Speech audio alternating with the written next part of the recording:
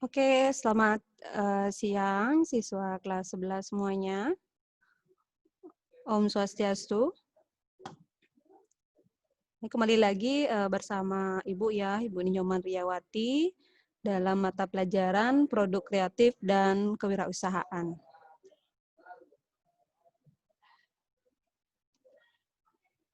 Nah, pada pertemuan yang ketiga hari ini di sesi yang ketiga, adapun kompetensi dasar yang akan dibahas yaitu mengenai menganalisis peluang usaha, produk barang, dan jasa.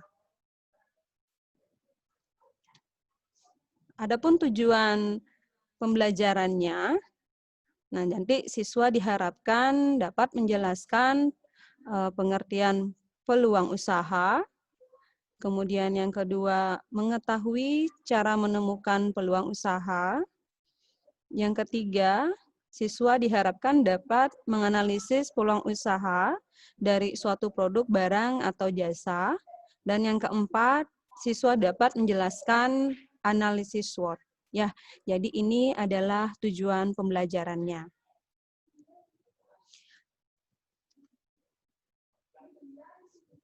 Oke, di sini ada peluang usaha anak-anak. Peluang usaha terdiri dari dua kata, yaitu ada peluang dan ada usaha. Ya, peluang itu artinya kesempatan, usaha itu adalah suatu kegiatan untuk mencapai tujuan. Nah, jadi di sini Ibu jabarkan ada dua pengertian. Mungkin kalimatnya berbeda, namun pengertian atau maknanya sama saja. Nggih. Peluang usaha yang pertama, kesempatan yang dimiliki seseorang untuk mencapai tujuan, baik keuntungan yang berupa uang, kekayaan dengan cara melakukan usaha dan memanfaatkan berbagai sumber daya yang dia miliki. Nah, sebelumnya Ibu sudah pernah bahas, ada sumber daya usaha. Ada berapa? Atau istilahnya dikenal dengan istilah? Berapa M? 6M, ya. Oke, yang sudah menjawab 6 tuh bagus sekali. Yang kedua, ini ada pengertian peluang usaha merupakan suatu kesempatan yang dimanfaatkan oleh seseorang dengan tujuan mendapatkan keuntungan dengan memanfaatkan sumber peluang. Nah, ini sama saja pengertiannya ya. Jadi peluang usaha itu merupakan kesempatan untuk mencapai tujuan atau untuk mendapatkan keuntungan. Peluang usaha senantiasa tersebar luas dan selalu ada dimanapun. Namun, peluang usaha memiliki prospek dan risiko masing-masing. Ya, peluang usaha yang dipilih juga harus memperhatikan risiko dari usaha tersebut. Ini ada kalimat, peluang usaha yang dipilih juga harus memperhatikan risiko dari usaha tersebut. Jadi setiap ada peluang, sebenarnya kalian akan selalu dihadapkan dengan risiko. Nah, ini ada contoh.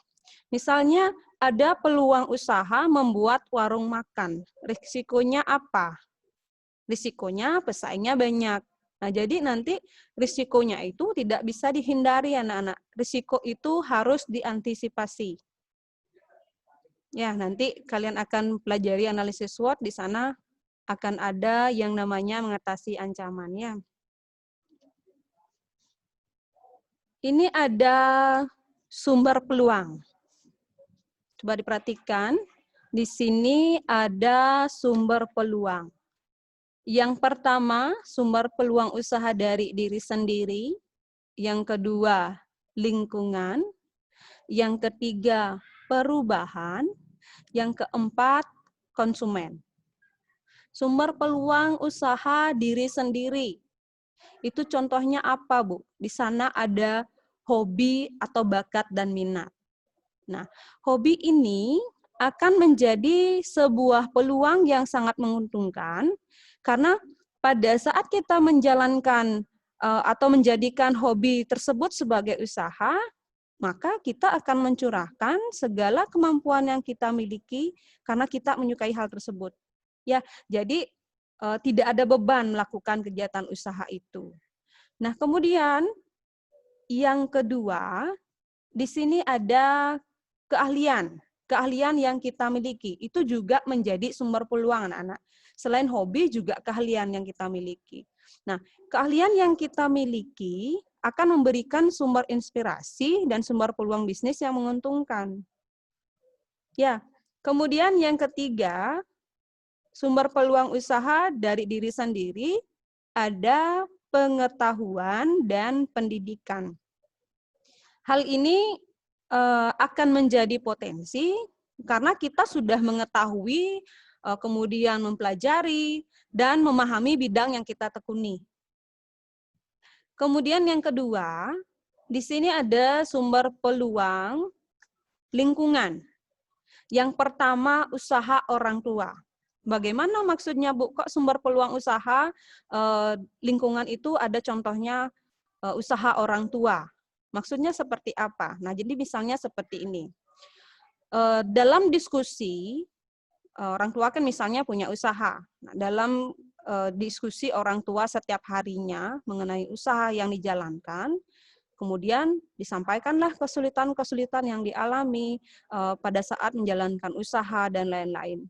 Nah, dari sana kita akan mendapatkan inspirasi ketika sebuah peluang usaha digabungkan dengan hobi, latar belakang pendidikan, dan keahlian kita.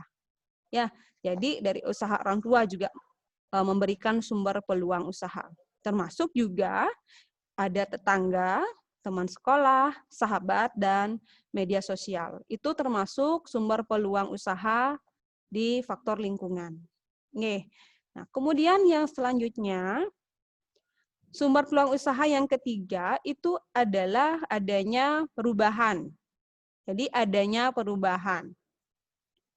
Adanya perubahan yang pertama, gaya hidup.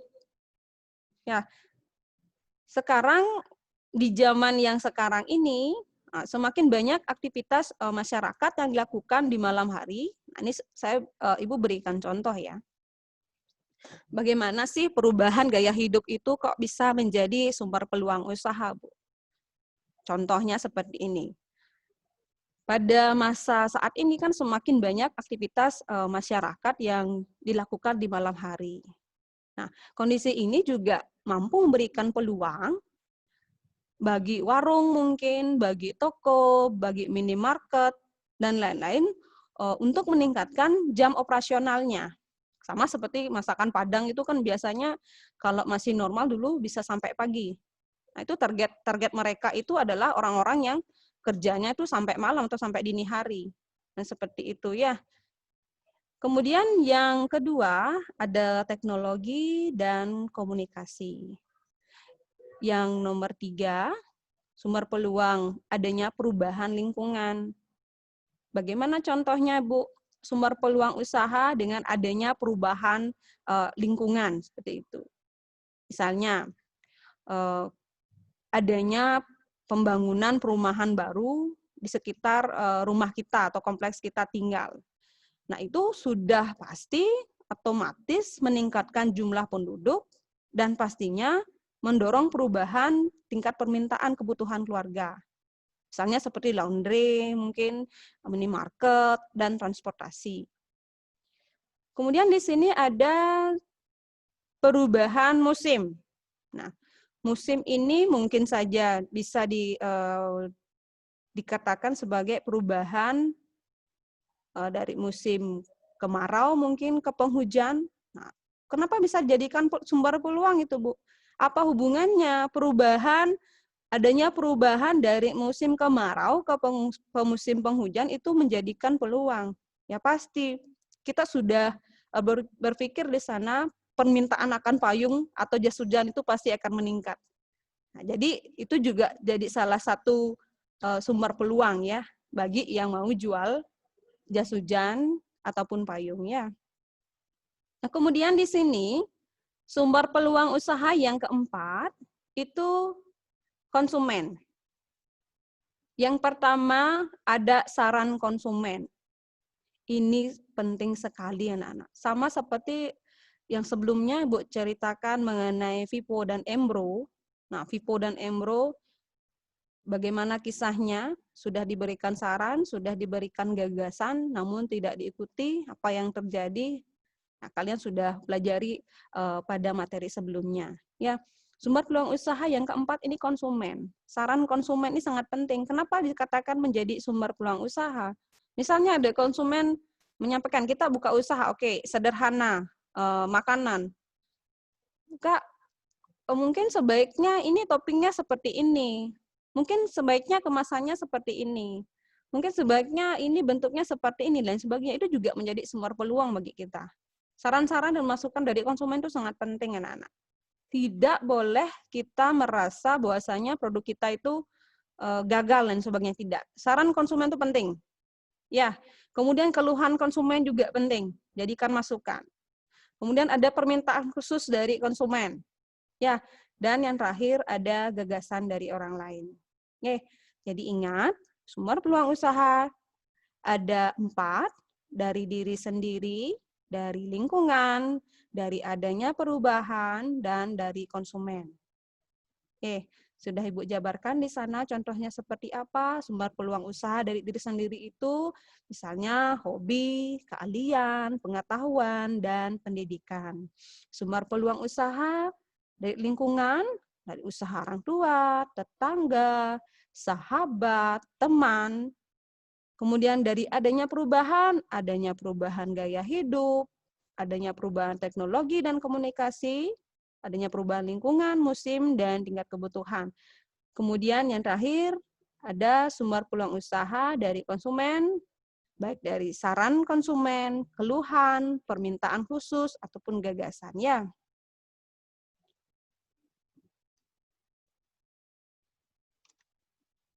Nah, ini ada Ibu kasih satu contoh. Contoh sumber peluang usaha dari diri sendiri. Ini sudah ada gambar seperti ini, Ibu langsung jabarkan saja. Misalnya, Bu, hobi saya masak. Apakah saya memiliki peluang untuk berusaha? Punya peluang. Peluangnya apa? Kita bisa saja membuka restoran, warung makan, ataupun catering, karena kita sudah hobi masak. Jadi segala sesuatu yang sudah kita kerjakan dengan hobi, itu pasti sangat menyenangkan. Ya, jadi peluang usaha contohnya seperti ini. Ini salah satunya saja ya.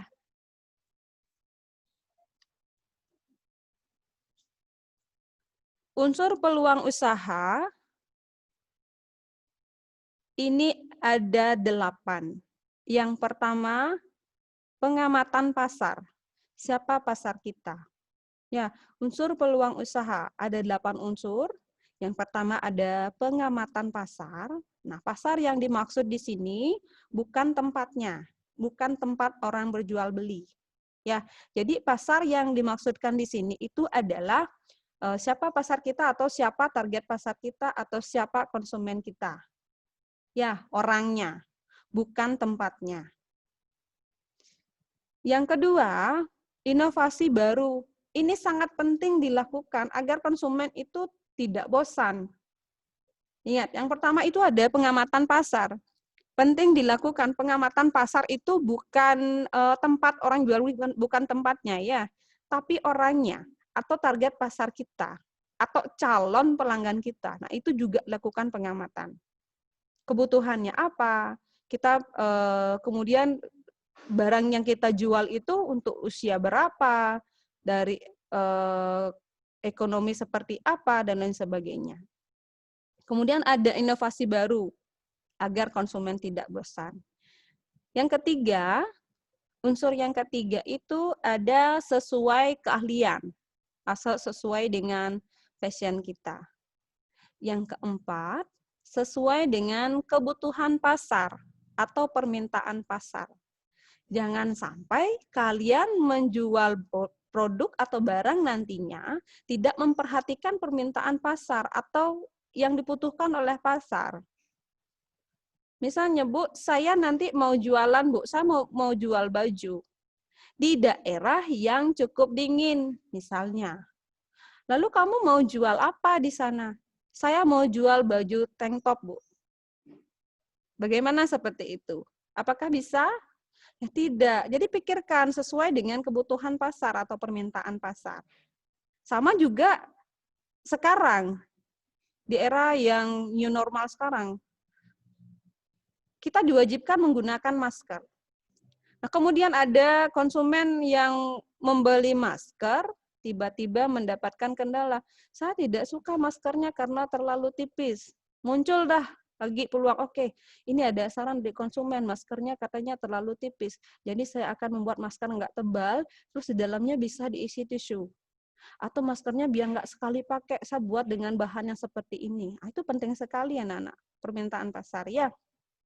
Kemudian yang kelima itu adanya koneksi atau relasi. Nah, itu seperti promosi dan pengembangan usaha. Yang selanjutnya ada tren usaha sesuai dengan kondisi dan musim. Yang nomor 7, amati kekurangan produk yang ada. Ini sangat penting mengamati kekurangan produk yang ada, sehingga nantinya kita akan mampu memperbaiki barang yang dihasilkan. Ketika kita sudah mampu mengamati kekurangan produk kita yang ada, kita akan mampu memperbaiki barang yang akan kita hasilkan nantinya. Ya, yang terakhir ada pemanfaatan produk perusahaan lain. Nah, itu kita bisa memanfaatkan produk dari perusahaan lain atau sering katakan sebagai bahan pembantu produk. Misalnya kita mempunyai usaha pembuatan kue bolu.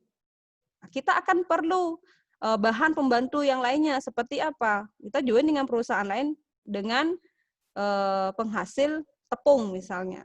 Nah, itu bahan pembantu produknya.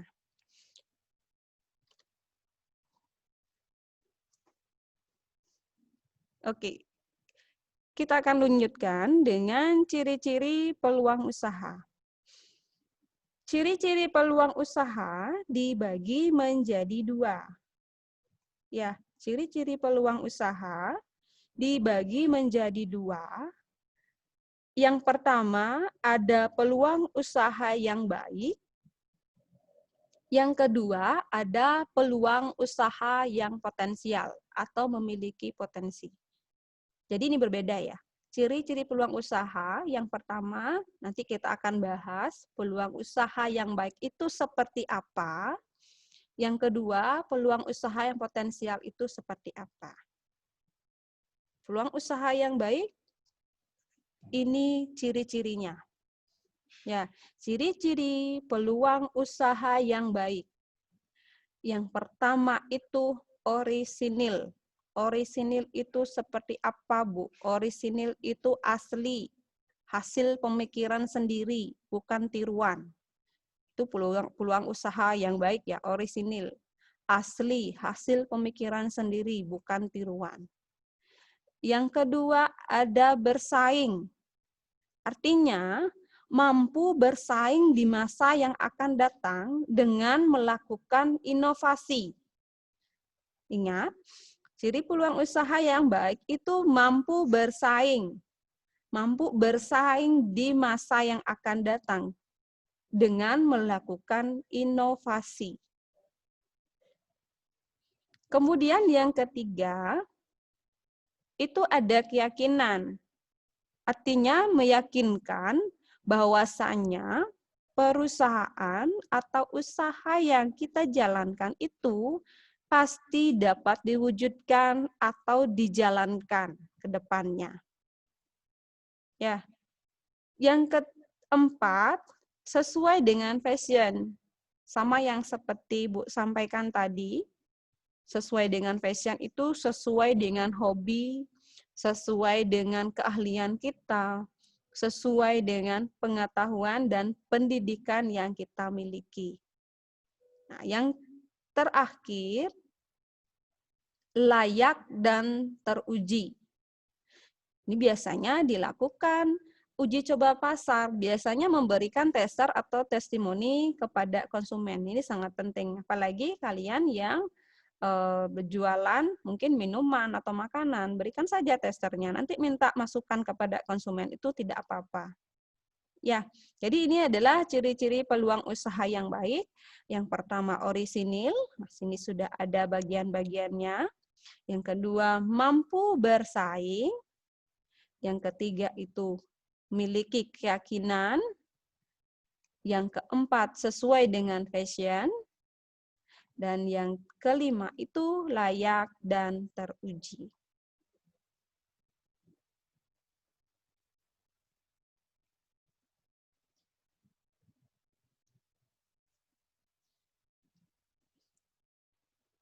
Kemudian yang selanjutnya, ini ada ciri-ciri peluang usaha yang potensial.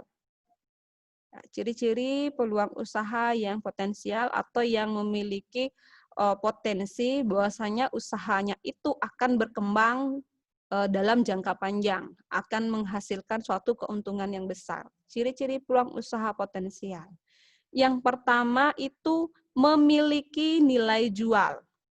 Artinya dia akan mendapatkan sebuah keuntungan atau menjadi sebuah keuntungan. Yang kedua, bukan sekedar ambisi, tapi real. Tindakan nyata, bukan bayangan. Ya, ini bukan angan-angan saja, tapi memang benar adanya. Yang ketiga, bertahan lama dan berkelanjutan. Nah, ini termasuk peluang jangka panjang. Ciri-ciri peluang usaha potensial itu mampu bertahan lama dan berkelanjutan. Kalau usahanya itu tidak mampu bertahan lama, nah sudah, berarti dia bukan usaha yang potensial. Yang keempat, bukan bisnis musiman. Perhitungan kondisi jangka panjang. Ya, ini bukan bisnis musiman. Biasanya kan kadang-kadang orang-orang suka ikut-ikutan. Oh, sekarang lagi trennya bisnis ini, ngikut bisnis ini. Tiba-tiba sudah mulai berubah eranya, musimnya. Nah, sudah. Matilah usaha kita tidak bisa berkembang cukup panjang ya.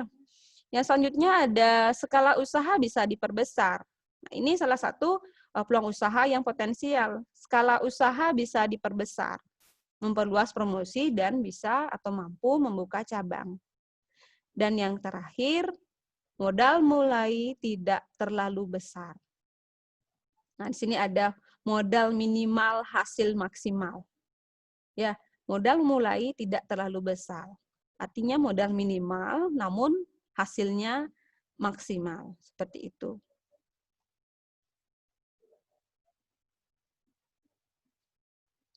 Oke, sebelum Ibu lanjutkan, mumpung bertemu di sini, Ibu mau memberikan apresiasi kepada Dewa Ayu Purnama yang sejauh ini dari pertemuan 1 sampai ke 3 itu antusias sekali ya. Jadi terlihat di sini. Yang lainnya nanti Ibu akan berikan komentar pada pertemuan berikutnya ya.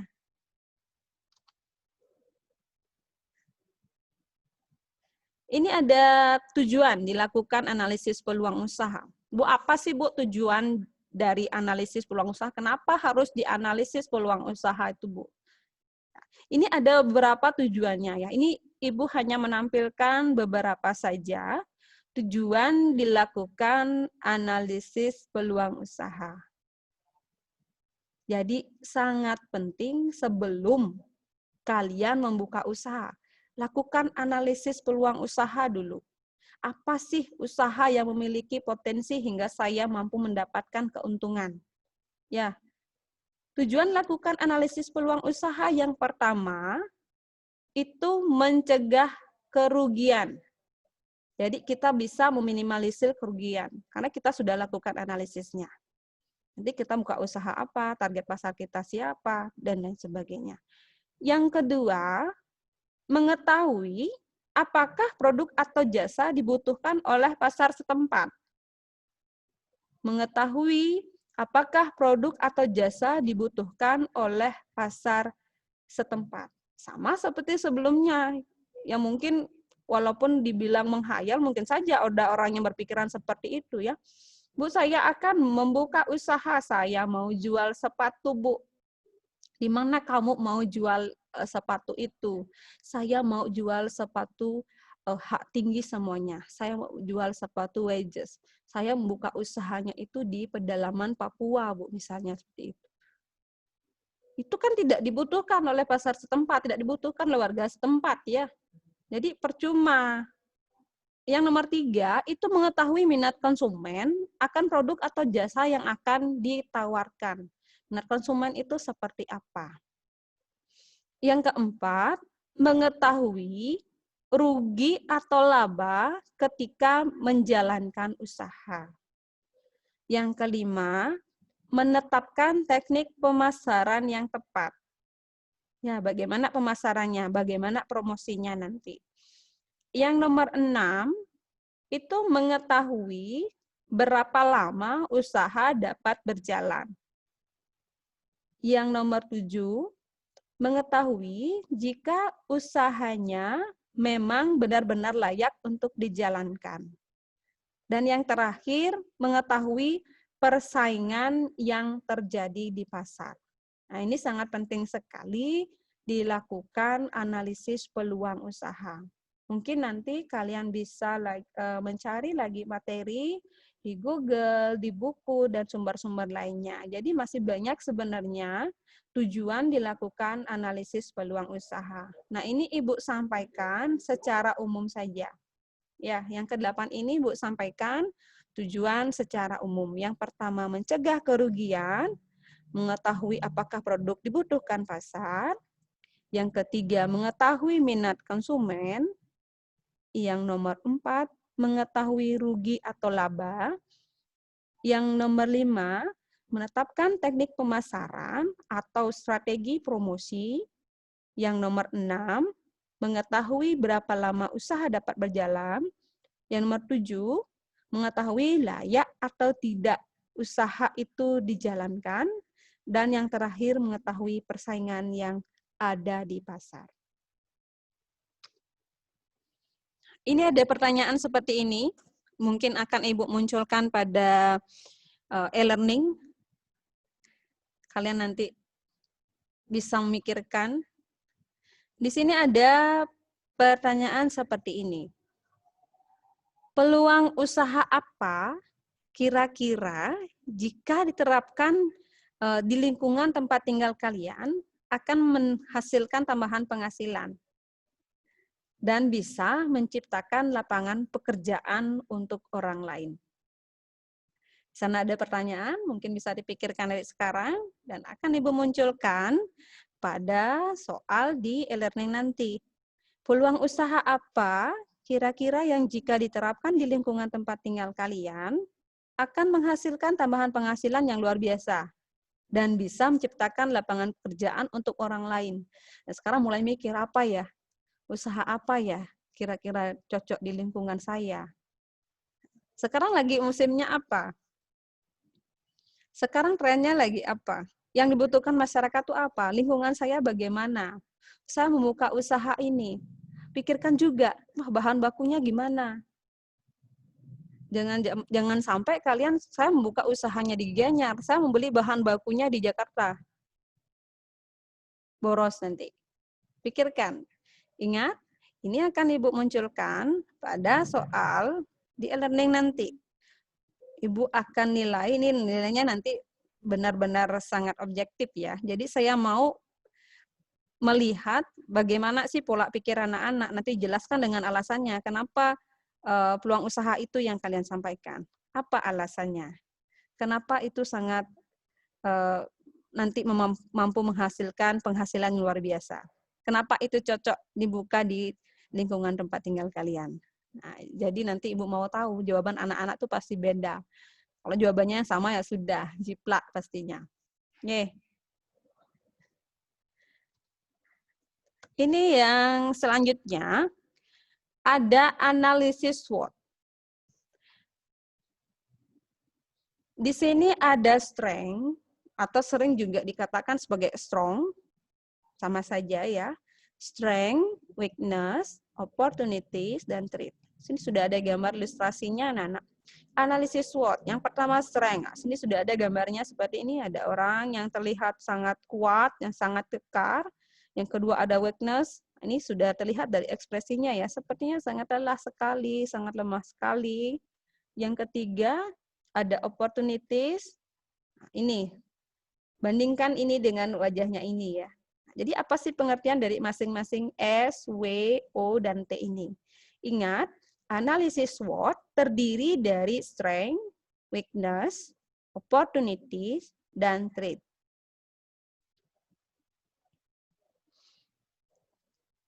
Analisis SWOT merupakan suatu teknik perencanaan strategi yang bermanfaat untuk mengevaluasi kekuatan atau strength, kelemahan, weakness, peluang, opportunities, dan ancaman, threat, dalam suatu proyek atau perusahaan. Ini sangat penting dilakukan oleh perusahaan agar mereka mengetahui kekuatan yang dimiliki perusahaan, kelemahannya apa, peluang atau kesempatannya apa, dan ancaman yang mungkin saja terjadi itu seperti apa. Jadi nanti bisa diantisipasi. Nah, ini ada yang di kolom kuning anak-anak. Ini ada faktor internal. Yang mana namanya faktor internal? Jadi analisis SWOT ini ada faktor internal, ada faktor eksternal. Faktor internalnya itu berupa atau yang termasuk di dalamnya itu adalah S dan W, strength dan weakness, atau kekuatan dan kelemahan. Faktor internal ini maksudnya adalah faktor yang berada di dalam perusahaan, seperti kekuatan dan kelemahan yang dimiliki oleh perusahaan itu. Namanya dia faktor internal, ini yang dimiliki oleh perusahaan, yang terjadi di dalam perusahaan. Nah, kalau faktor eksternal, faktor yang berada di luar perusahaan. Contohnya seperti apa? Peluang atau kesempatan dan ancaman yang kita tidak pernah tahu datangnya kapan. Sudah, tapi kita harus mampu memprediksi.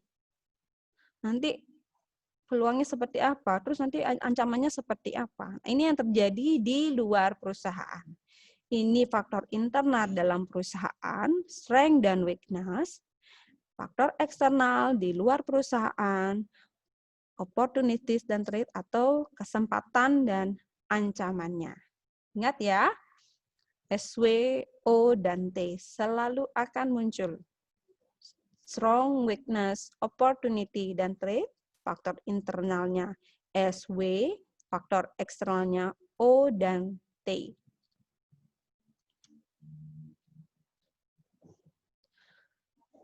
Tujuan dari analisis SWOT adalah untuk menemukan aspek-aspek penting dari kekuatan, kelemahan, peluang, dan ancaman di dalam suatu perusahaan. Nah, jadi dengan kita mengetahui keempat aspek tersebut, diharapkan kita dapat maksimalkan kekuatan. Ingat, dengan mengetahui keempat aspek tadi, S, W, O, T, strong, weakness, opportunity, dan threat, kita diharapkan dapat maksimalkan. Apa yang dimaksimalkan? Kekuatan kita. Apa yang diminimalkan? Kelemahan kita. Ya, mengurangi ancaman dan membangun peluang-peluang di masa depan. Oke, jangan nanti kebalik. Saya akan memaksimalkan kelemahan dengan seperti itu ya, bahasanya itu jangan dibolak-balik. Secara umum, manfaat analisis SWOT adalah sebagai berikut.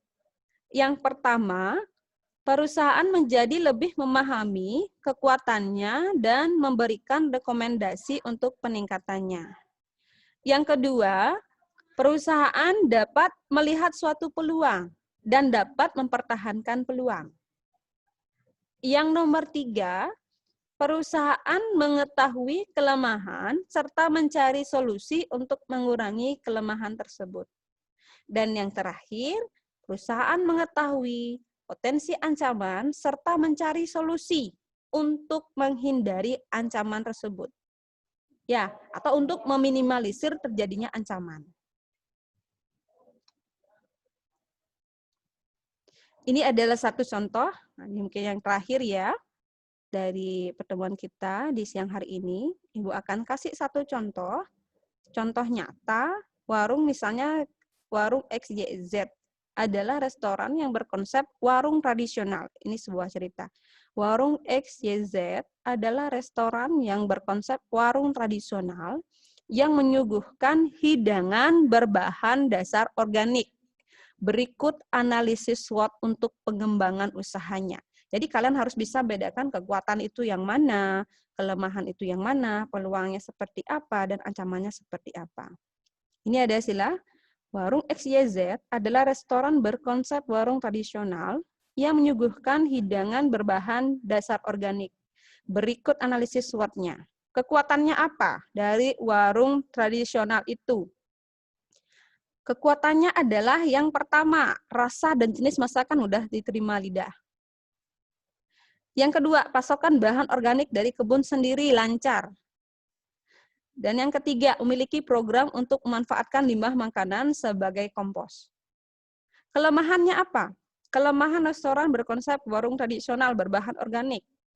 Kelemahannya yang pertama, harga relatif lebih mahal dari standar warung lokal. Karena bahan dasarnya organik semua. Yang kedua, lokasinya pasti agak tersembunyi dari jalan besar. Yang ketiga, masih kurang gencar dalam promosi lewat media sosial dan internet. Lalu peluangnya apa? Nah, peluangnya sekarang, tren kembali ke makanan lokal itu semakin meningkat. Jadi restoran yang berkonsep warung tradisional dengan hidangan berbahan dasar organik, ini memiliki peluang seperti ini karena trennya kembali ke makanan lokal. Ya, sama seperti sekarang anak-anak di era yang new normal sekarang, kebutuhan orang akan refreshing itu sangat luar biasa. Jadi orang itu lebih memilih untuk jalan-jalan ke sawah, kemudian ke desa, ke daerah pegunungan, metik sayur, metik buah. Sekarang juga kemarin ini pengalaman pribadi, di sepanjang perjalanan kita Mani itu bahkan semuanya memunculkan atau menunjukkan nomor HP. Petik sendiri. Jual jeruk petik sendiri, itu sensasinya luar biasa. Mereka sudah mampu anak-anak menciptakan peluang. Mereka juga tidak perlu repot-repot untuk memetik sendiri. Jadi orang datang ke sana memetik tuh sensasinya luar biasa. Ya, karena trennya sekarang udah mulai semua orang tuh mungkin lebih memilih untuk ke daerah-daerah yang sejuk seperti itu. Ancamannya apa? Semakin banyak warung serupa yang bermunculan. Kemudian ada kenaikan harga bahan pokok, menurunkan daya beli. Yang terakhir, tidak banyak koki profesional yang mau melamar kerja di warung. Nah, ini adalah salah satu contohnya saja. Ya, oke anak-anak, semoga apa yang Ibu sampaikan tadi benar-benar dipahami dan kalian mampu menjawab pertanyaan Ibu tadi yang sudah Ibu sampaikan. Kira-kira peluang usaha apa yang cocok diterapkan di daerah tempat tinggal saya dan alasannya seperti apa. Ya, karena waktu kita sudah habis, jadi Ibu akan akhiri pertemuan kita pada siang hari ini. Materi yang Ibu sampaikan pada siang hari ini akan Ibu tampilkan nanti di e-learning agar kalian bisa mudah untuk membacanya. Oke, Nana, terima kasih atas perhatiannya. Selamat siang. Karena tadi Ibu awali dengan Om Swastiastu, Ibu akan tutup atau akhiri dengan Parama Santi. Om Santi, Santi, Santi, Om. Selamat siang.